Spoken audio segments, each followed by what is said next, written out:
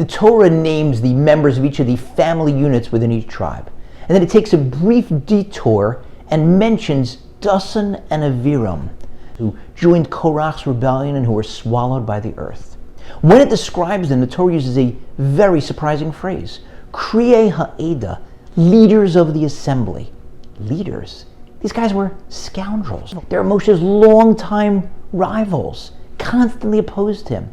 They, way back when, had reported him to Pharaoh, almost resulting in his death. When he returned to Egypt from Midian, they confronted him after his first meeting with Pharaoh at the beginning of the redemption. Later, they disregarded Moshe and God's orders regarding how to handle the manna from heaven. And then, of course, they joined Korach's ill-fated rebellion. They weren't leaders? So what's going on? One commentator says, yes, they were leaders. It means that they were leaders of Korach's rebellion along with him. But another commentator says no. That phrase is used because they were the leaders of the tribe of Reuven. And the Medrash goes further and tells us that immediately after the sin of the spies, when the nation said, let us appoint a leader, they held an election. And they chose 2 new leaders to replace Moshe and Aaron. Would you believe that they elected Dasan and Aviram?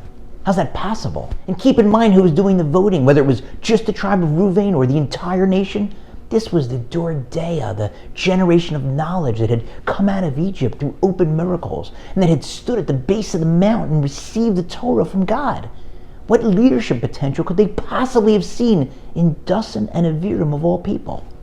To answer that, we have to look at an even wilder medrash that tells us that Dasan and Aviram were 2 of the shotrim, 2 of the police officers that were assigned to watch over the Jews in Egypt, and who were asked by the Egyptian taskmasters to beat the Jews to make them work harder, and who refused and were beaten themselves for that refusal.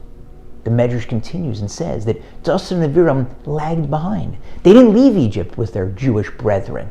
And then later they decided, all right, we want to go with our Jewish brothers and sisters.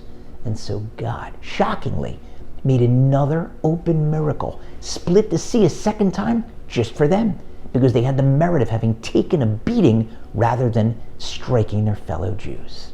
And so maybe the Torah is calling them leaders to show us that they did indeed have enormous leadership potential. They had that stubbornness that's often a hallmark of the Jewish people. No one tells me what to do. Pharaoh, you're threatening to beat me? Send in your henchmen, send in the taskmasters. I'll take the beating. But that stubbornness that can be so great when used properly can also be so terrible when used improperly, because they also said the same thing. No one tells me what to do, when Moshe was talking and when God was talking. And that's what led to their tragic downfall when they were swallowed up by the earth. It's a lesson for us. Every one of our character traits can be used for the good or for the bad. If you're a couch potato and you just can't get up to do any of the mitzvahs, any of the things that you're supposed to do, that is a problem. Got to work on that.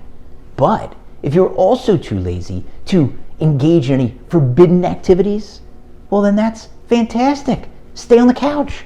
Refill the potato chip bowl, pal.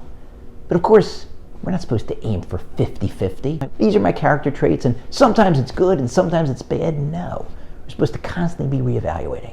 How am I best using my character traits? Working on myself, improving myself, being honest, knowing what my strengths are and what my weaknesses are. Each one of us was given a particular mission. That's why we're here. That's why we're given our particular character traits. We have to figure out how to use them the right way.